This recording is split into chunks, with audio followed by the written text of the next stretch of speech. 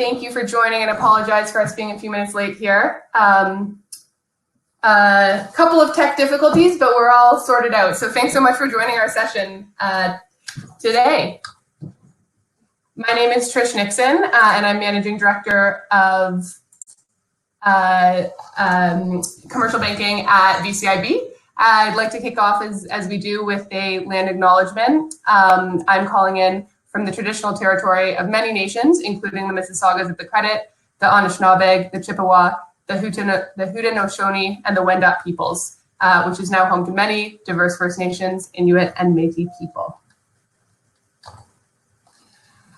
We're going to kick off today with a little bit of an intro to BCIB for those of you who don't know us, before sharing a little bit about two complementary impact frameworks that we use here and that are increasingly used and recognized in Canada globally. So that's the BCorp Framework, which has been specifically developed for private companies and can apply across all types of industries, as well as the UN SDGs, which are a set of globally adopted goals that companies, not-for-profits, governments, and investors can use to track their activities and outcomes against. We'll talk a little bit about how to integrate impact into your broader KPIs, and then leave some time for questions from the group.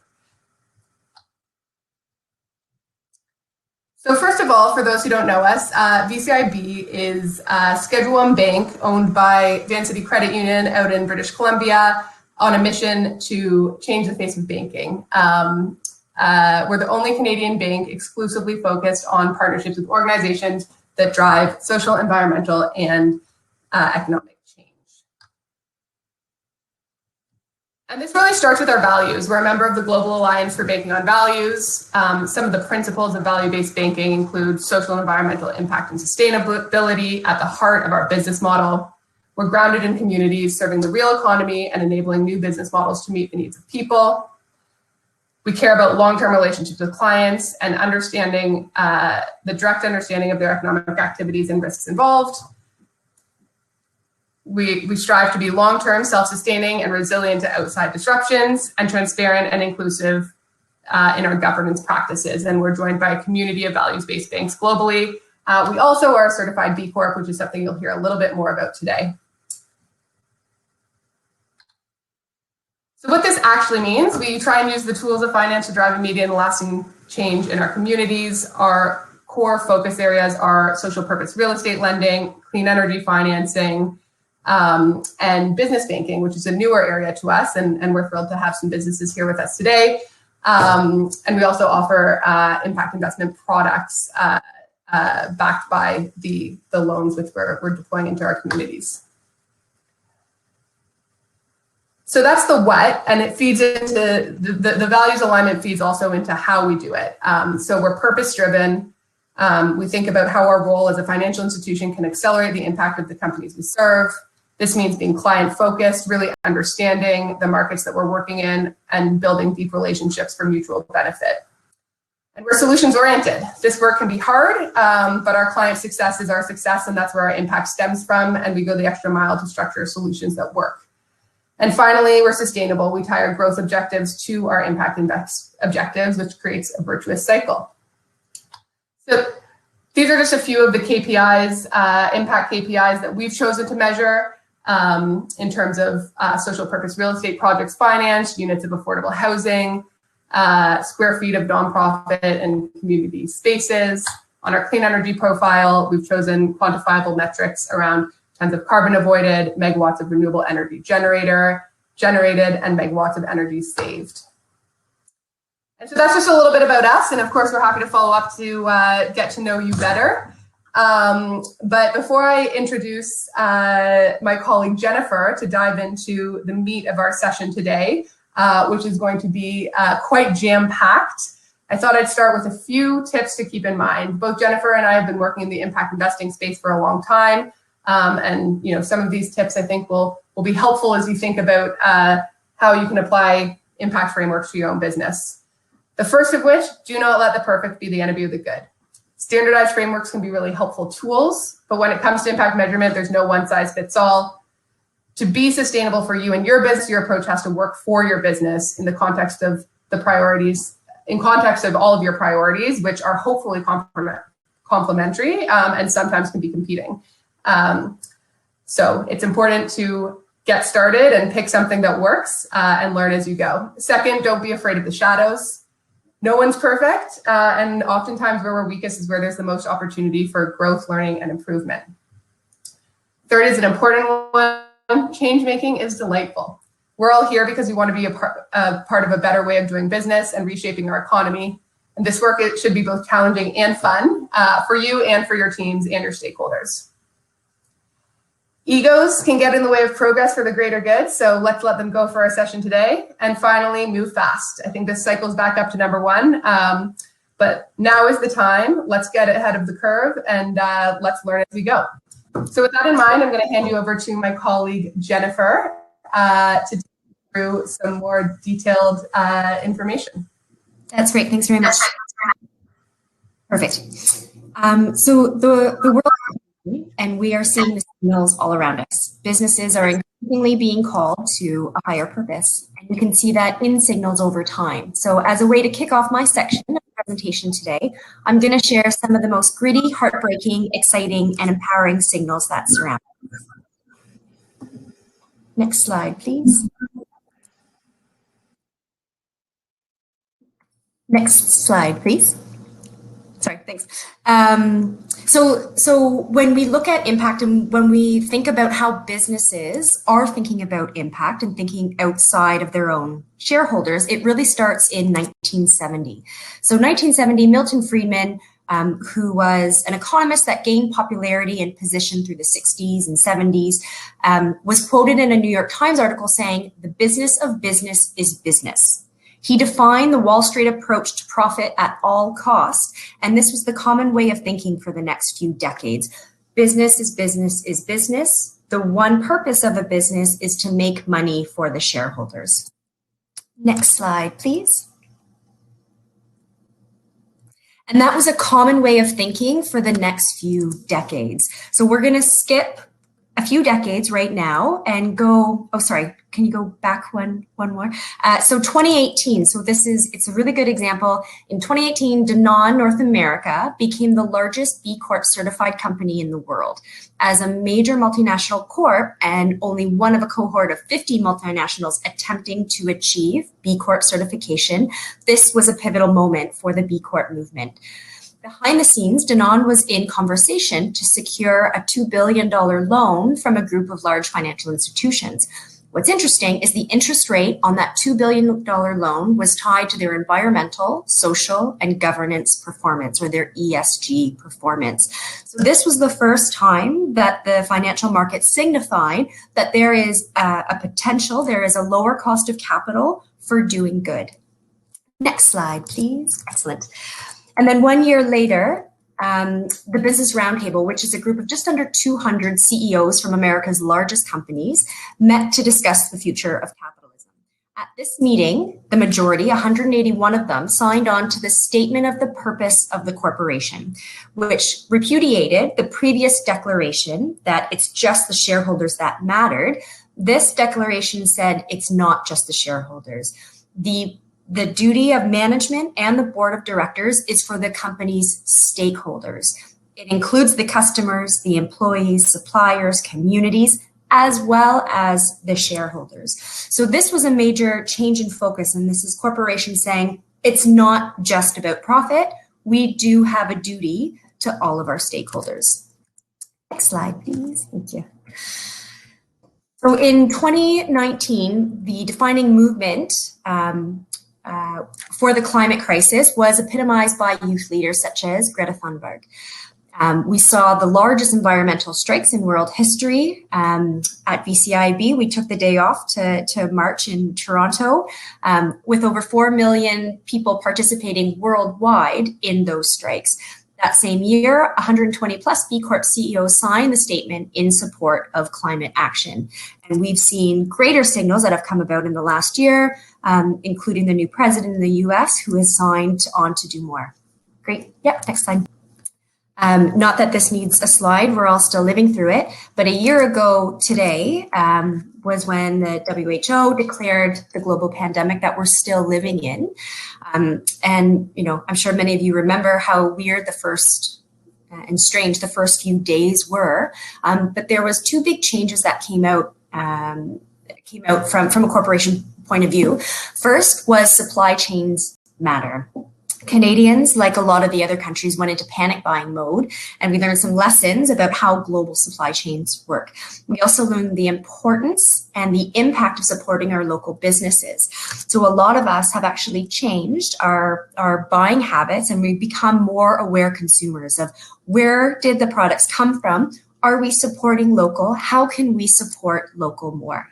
Second is that we can change, and corporations have to change sometimes very quickly if the need is dire enough. A lot of the old stories about change being impossible have been proven wrong. And I'm sure all of the companies and everyone on this call, remembers kind of the quickness to get everyone to work from home. Well, there's a lot of businesses that pivoted as well. And maybe they added a new business line, including PPE or hand sanitizers. So just that idea of change and being flexible really, really showed its head. Next slide, please. Also in 2020, racial justice uprising. In May, the death of George Floyd and far too many other Black and people of color deaths inspired protests and renewed calls for racial justice around the world. Businesses have been called to incorporate the Justice, Equity, Diversity, and Inclusion Act into every aspect of their business, including hiring, retention, service design, procurement initiatives. And lately, we've seen how this has to affect and is important to the Asian community as well. Next slide, please. So as we look forward towards economic recovery, we can almost see it on the horizon. We've got vaccines that are being rolled out, and we are planning for, what is this going to look like when this is all done? Businesses have joined the call for a new normal that respects the people and the planet. So we've moved from a single dimension issue, the climate crisis, to the intersectional issues of environment, community, social progress, democracy, and economy. And so those are just a few signals to wrap up from a business point of view where we come from. So for small and medium businesses, there are two different frameworks that I'm going to talk to you today about that you may want to align your business or think about how to align your business throughout your impact journey. So in this presentation, we're going to start with the B Corp, and I'll give you some more details about that. So the B Corp certification, next slide, please. The B Corp certification is a holistic third-party certification that measures a company's entire social and environmental performance. And so, when you think about the 2019 Business Roundtable, we're not saying profit, we're not saying this, we're talking about all the stakeholders here. So it evaluates how your company's operations and business model impact your workers, community, environment, and customers. From your supply chain and your input materials to your charitable giving, employee benefits, the B Corp certification proves your business is meeting the highest standards of verified performance. And so to become a B Corp, there's 3 requirements. So the first, it's performance. So you have to achieve at least 80 points on the scored impact assessment. Number 2, it's the transparency requirement. So you have to sign the Declaration of Interdependence and publicly list your company on the B Corp registry. And then the third is the accountability requirement. So you have to formally commit to consider stakeholder impact for the long term with your corporate governance, and you have to recommit to recertifying every 3 years. So it's not just a quick sign and don't go away and think about it. There is a significant amount of work involved to remain or to continue to show your B Corp certification. So this is actually, it's grown in popularity and it's gotten increasingly popular. There are just under 4,000 certified B Corps and 100,000 users of the assessment, which I'll talk to in a second. But because it's holistic, and so when you're doing the impact assessment, there's different questions for different types of companies in different industries. And so the 4,000 certified B Corp companies are in 150 industries in 74 countries. So underneath all of the differences that these companies have, the unifying goal is to use business as a force for good. Next slide, please. So the first requirement that I mentioned is the B impact assessment. So this This is essentially, it's a questionnaire that allows businesses to measure and manage the social and environmental performance of their business. So it's used to measure impact from their lens, where you are today, what you've done in the past fiscal year, and it basically gives you a baseline. So you don't need to be interested in certification to gain value out of the tool. So again, going through the whole certification process is timely. And for a lot of small businesses, you don't necessarily have the time to undertake it. But what you can do now, and this is completely free, is sign up to do the B Impact Assessment. And so I mentioned there's 4,000 companies that are certified, but there's over 100,000 companies that are using this tool. And so when you think about, where do I want to be on impact, this gives you a list of best practices. So we'll go over what the different segments are for the assessment. But right now it's free to use. You can sign up and you can look at what are the best practices for the different operations of your business. So taking a look at the different sections, you've got governance. So that's your company's overall mission, ethics, accountability, and transparency through topics like the integration of social and environmental goals in employees' performance evaluation, impact reporting, transparency, stakeholder engagement. For your workers, it's how are you lifting your workers up? So are you paying them a decent living wage? What are their health and benefit packages like?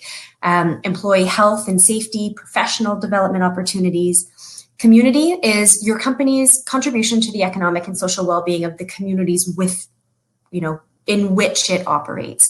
So that can include diversity and hiring practices, job creation, civic engagement, philanthropy, supply chain management, and others.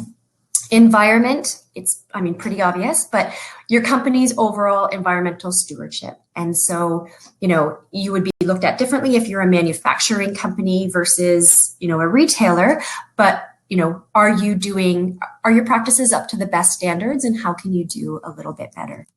And then lastly, customers. So what is the value that your company creates for your direct customers or your consumers through ethical, positive marketing, warranty, quality insurance? And this is another way to think about this. In my previous job in asset management, customers, what is the true value of the product you're creating? And so when you think about a company, like Monster Drink or energy drink, the value to the customer is not really great. And you have a lot of your marketing to use and there's a lot of potential damage that's done.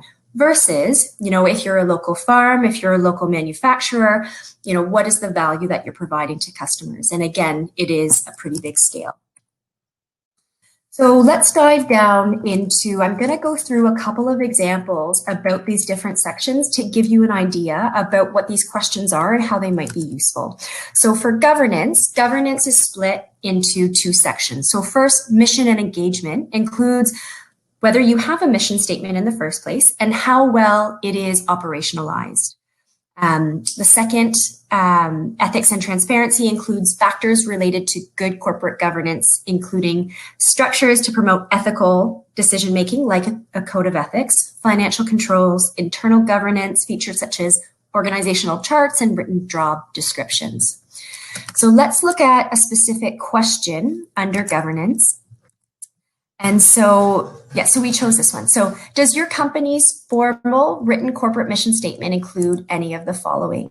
And the options given include no social or environmental commitment, a general commitment to social environment, and then it gets even granular. So do you have a specific commitment to social impact or to environmental impact? And then are you targeting someone? And so for companies that maybe you have your mission statement, maybe you're thinking about maybe looking at it or improving it, you can see how a question like this would help provide you with some more insight about how to make, a best in class or a best performing mission statement.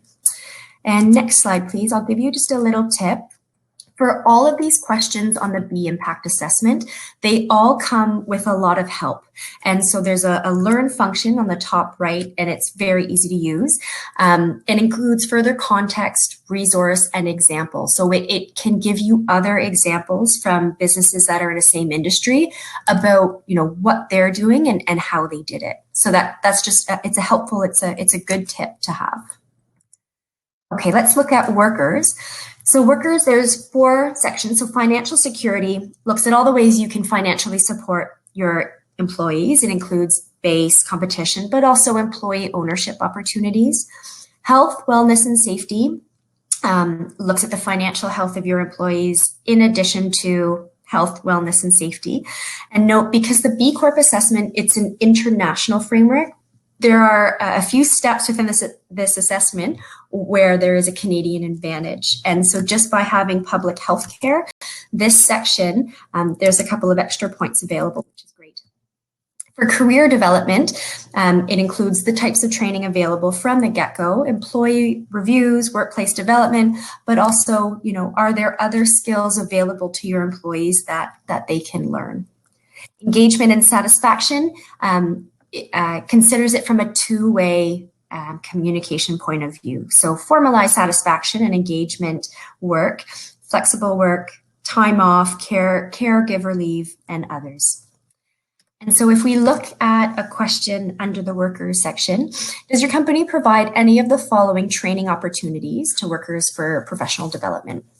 So is there a formal onboarding when you have new employees? Ongoing training for core job responsibilities, policy to encourage internal promotions, provide cross-skills training, provide non-career specific life skills, financial literacy, English as a second language. And so you can, again, this is another place where you can start to get ideas, especially if you're a new business or if you're a business that is looking to improve on your worker engagement. It does help give a sense of what's out there. And again, you can plan for it. Maybe you can't do it in the next few months, but it's something that you can look into plan for the next quarter or for the next year. Okay, and then we'll look at our last section, environment management. So it's an area for all companies to look at in the COVID-19 times, virtual office stewardship, and how do you encourage positive environmental stewardship at home offices. Air and climate, so energy use. Again, this differs by industry, but all businesses have some sort of energy use. GHG management, offset. Water for service companies might be very light for product companies. You may want to think about improving it. So let's go into one specific question for the environment. How does your company minimize the environmental impact of packaging your products? And again, this might not be relevant to people on the call. And so when you fill out the generic inputs to start the B impact assessment, if you're not a product company, it wouldn't give you this question. But again, you can see from some of the answers, our packaging is recyclable. We provide instructions how to do it. Our packaging is non-toxic. Maybe your package is compostable, but this will provide you with the tools in order to design maybe your product's packaging later down the line. Okay, and then so to wrap up, when you think about the B Corp impact assessment, when you're looking at the questions, you always want to think why and how. So for a lot of these questions, you might have them already. They might not necessarily be, something that you're thinking about all the time, but it would give you points for this assessment. And then start thinking about, why would we implement it? Does it make sense for our business right now? So there's going to be some sections where yes, maybe you want to focus the next 6 months on worker engagement or consumer engagement, and you want to, put something else off. Again, when you're thinking about planning, you're not going to be able to do everything at once. Just think about incremental benefits for right now.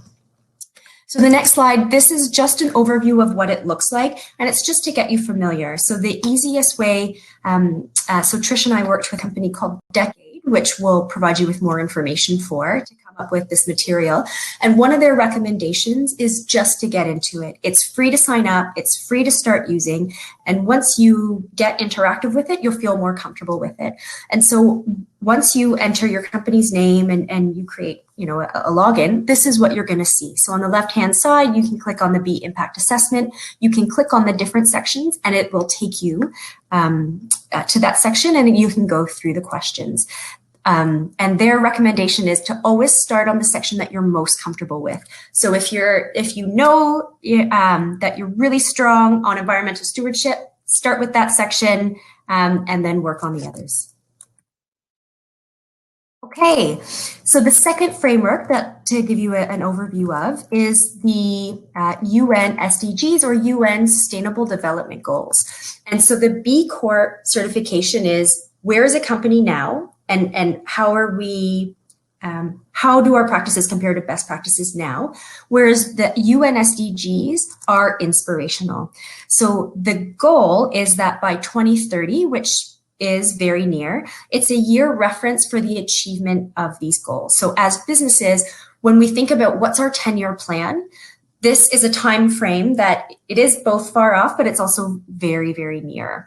And so the SDGs were started as a global call to action from the UN, and it was initially meant for governments, but they recognize that social and environmental challenges are interdependent. Solving poverty must go hand in hand with addressing health and education. Rising inequality needs to be addressed alongside environmental degradation. And so this got adopted by a lot of corporations and quickly spread. And so I'll take you into what they look like. So it's a deceptively simple framework. There are 17 goals to solve some of the world's biggest global challenges. And so a couple examples right here: no poverty, no hunger, decent work and economic growth. So what started as a government to government aspiration, over the past 6 years, a lot of companies looked at this and said, we're doing it, and I'm going to, put in my impact report or start to use this framework to show how we can work towards these goals as well. Another way to view these goals, next slide, is just a reframing of them. And so they demonstrate how the various goals align with economic, social, and environmental issues. So when we view like this, it allows companies to relate operational activities with a lot of the various goals. So environment obviously relates to air and climate, water, land, and life. And let's go through one example in particular to show you. So number 8, so decent work and economic growth. And so that's something that all of the companies on this call right now would identify. And so when you're looking at these 17 goals, our suggestion would be, at a high level, identify one or more goal that your business activities align with. So don't try to find evidence for every single goal. Again, the idea is to be focused and do 1, 2, or 3 really, really well. Once you have identified what goal you align with, then dig in and you can see some more specific what's underlining it. So just like with the BCorp, how there was the 5 sections, once you dig in deeper, there's another list. So for number 8, decent work and economic growth, there is actually underlined 12 different ways that you can measure and work toward it. So for, number 1, increase aid for trade support, develop a global youth employment strategy, sustainable economic growth. So you can look under the hood almost and see which ones would align with your business. A good example of a company that has adopted this is Unilever. So, Unilever is a very large multinational corp, and they've been involved with the UN SDGs for quite a long time. And when you think about kind of a poster child or a good textbook example of who's done it really well, Unilever is right up there. So they're a consumer goods company and one of the largest players in consumer packaged goods spaces. And so you know a lot of the brands, Dove, Lipton, Popsicle. And as a parent company, a major part of their sustainability strategy was to impact throughout strategic acquisitions. And so Ben & Jerry's, 7th Generation, these are companies that they've purchased not only for a strategic point of view, but also to gain knowledge about how how they operate, and how they've been able to be so successful as sustainable brands in their industry. Another example is a linker. For those that don't know, SHEO is an organization supporting women-owned businesses through an innovative funding mechanism. And so a linker is a business that came through SHEO. And a linker is a walking bike that is used for people that have mobility issues to stay active, mobile, and socially engaged. And so one of the purposes of the bike is, if you do have mobility issues and you're in a wheelchair, it creates a different social connection to someone when you're always sitting and everyone is always taller. Whereas if you are sitting up and you can move around with the help of something else and you're face to face with people, it creates a very different social interaction. And so for them, there's a couple of interesting SDGs that work on it. And so it's disabilities, but it's also kind of the social awareness and mental improvement that comes with a superior social interaction or a better social interaction. And then it's the example of VCIB. And so as Trish mentioned in some of the earlier slides, VCIB is built on the premise that all companies should make a positive impact on their communities. So our work aligns with a broad section of the UN SDGs, which you can see here. And that's done through our impact investments, our choice of banking products and services, and our lending focus to clean energy projects, social purpose real estate, and business banking. At BCIB, our Bank on Change brand promises an increasingly relevant post the changes that the pandemic has brought about. So as a small bank, our strength is in the community that we build. And so when we're looking, who are we going to partner with, who are our clients, we're ensuring that our clients are as mission aligned as we are. And you can see on some of the frameworks, when it asks how mission aligned is your supply chain? How mission aligned are your customers and stuff like that? And who you bank with or financial institutions is one of them. And for us, who we work with says a lot about us. And so that's why we're always focused on working with our partners in the community that are mission aligned. So that's the wrap up of the two different frameworks. If anyone has questions, please let me know. Otherwise, I'll keep going and then we'll have a few minutes for questions at the end. So impact metrics and KPIs. And so management thinker Peter Drucker famously quipped, "What gets measured gets managed." And the full quote is actually, "What gets measured gets managed, even when it's pointless to measure and manage it, and even if it harms the purpose of the organization to do so." So this quote surfaces an interesting problem for impact businesses. If we want to manage the right things, what should we measure? And so we're going to look at some examples of some businesses, including ourselves, of what we do. There's also the interesting case of greenwashing, where companies that pass themselves off as environmentally and social progressive, when in fact they're not. And so, that's the term, and it applies to companies that, might say they're doing something in the environment. It applies to some investments. When investments say that they have strong ESG, you always want to take a look under the hood and make sure that there isn't greenwashing going on. The opposite end of greenwashing is green blushing. And so companies that remain silent about the positive impact they're creating and the methods that they're employing to get the job done. And sometimes, a company has been doing it for a long time, but just doesn't know how to communicate it. Maybe they aren't measuring what they're doing. And so green blushing is, maybe they don't know how to communicate it properly. And again, that's what these frameworks are used for, to give you the tools to how to maybe measure something you're doing, how to codify it, and how to communicate it to all your stakeholders. So the anatomy of an impact report. So what should an impact report include? So the mission, vision, values. So what is your purpose? What's the purpose of the company? Description of any unique programs that are specific to you, specific to your company. Timeline. So what have I done over the past year?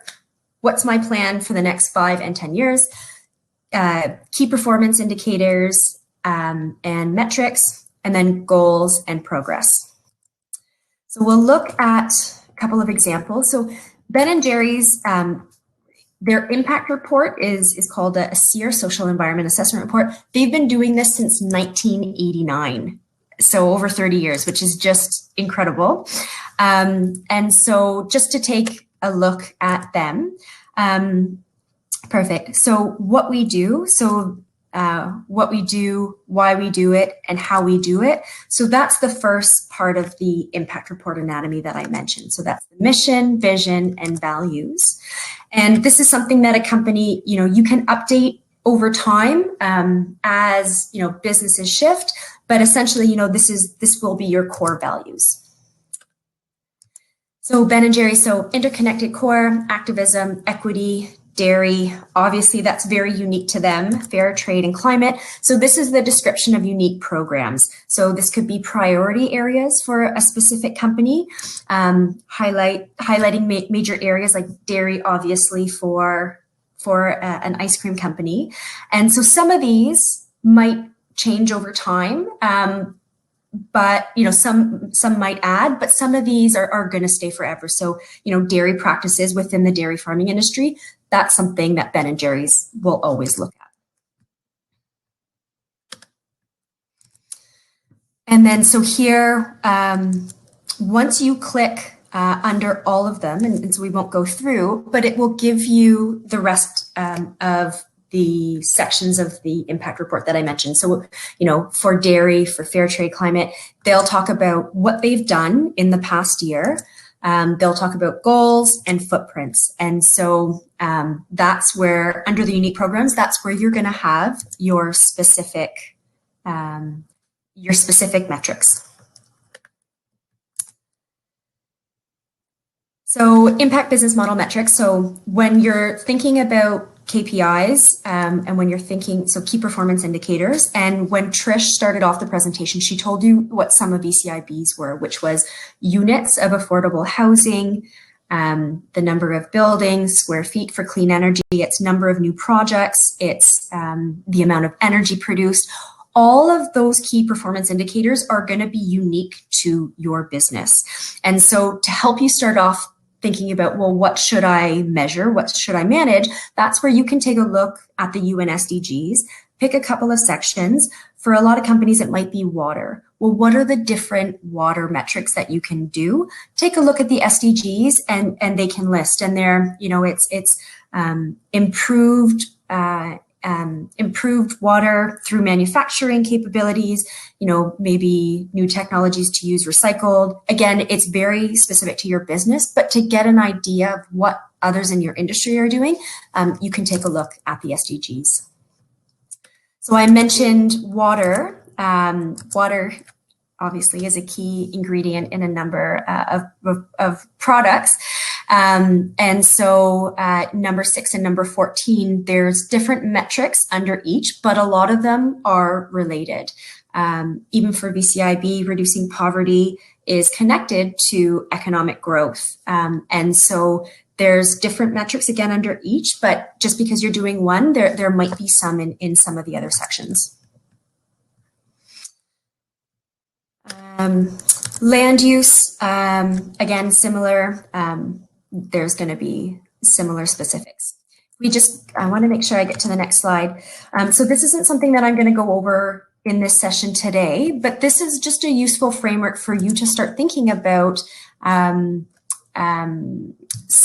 of the impact metrics that you might want to look at later. And so we're going to share this deck. You can print this off or simply, draw this grid. And when you're thinking about, what impacts that you want to do, consider how you communicate them and then ask yourself, who cares about what?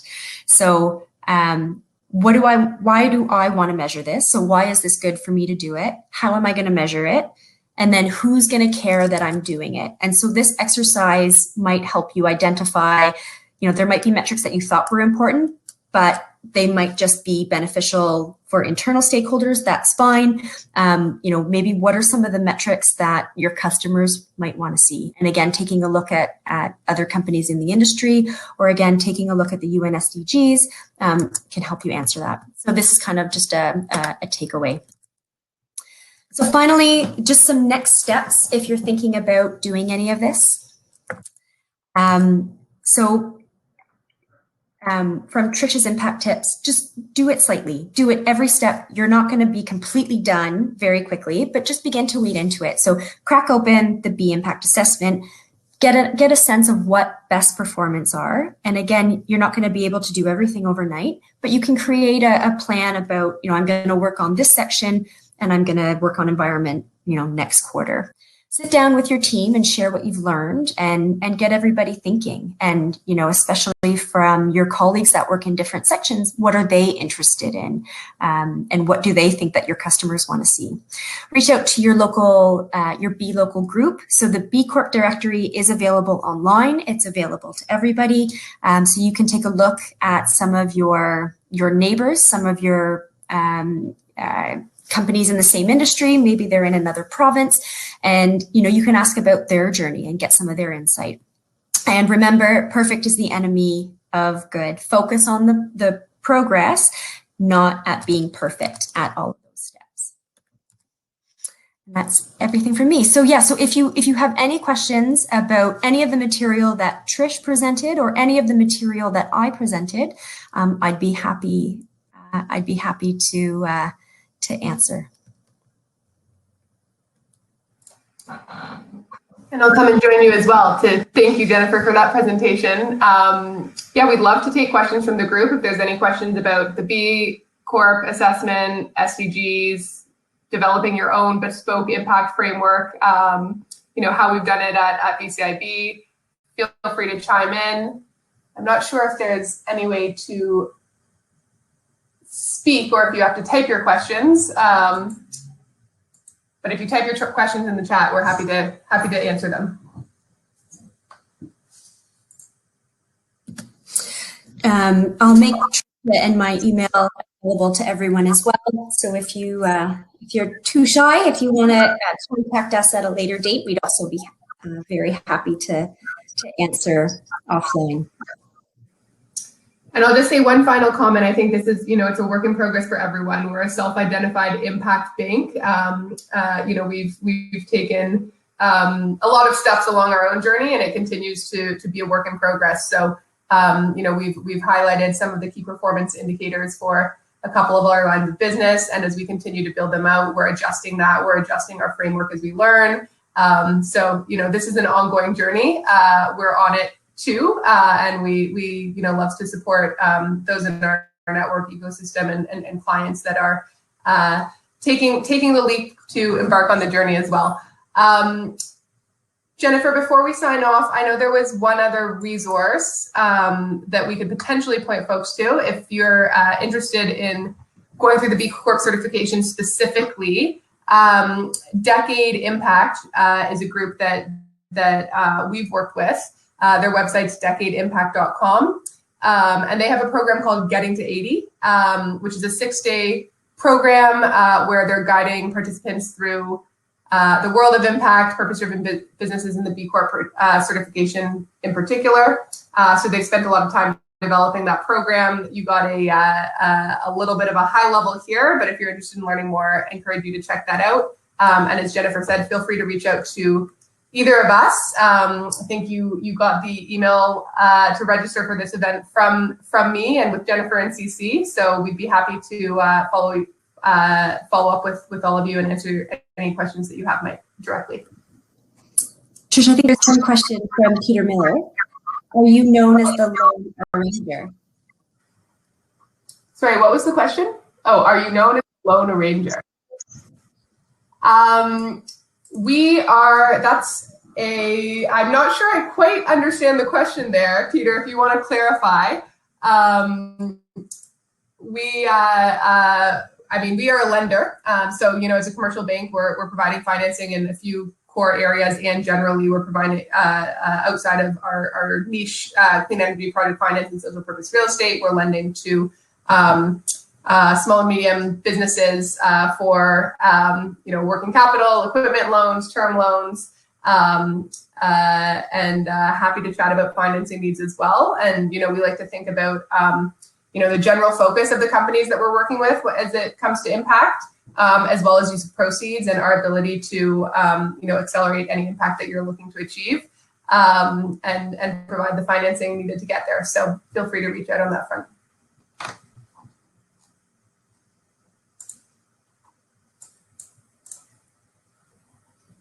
Well, if there's no more questions, thank you so much, everyone, for joining. It was great to have the opportunity to connect with you. Feel free to follow up, and we'll give you back 10 minutes in your day as we approach 5 o'clock Eastern here anyway. Thanks very much, everybody, and have a great week.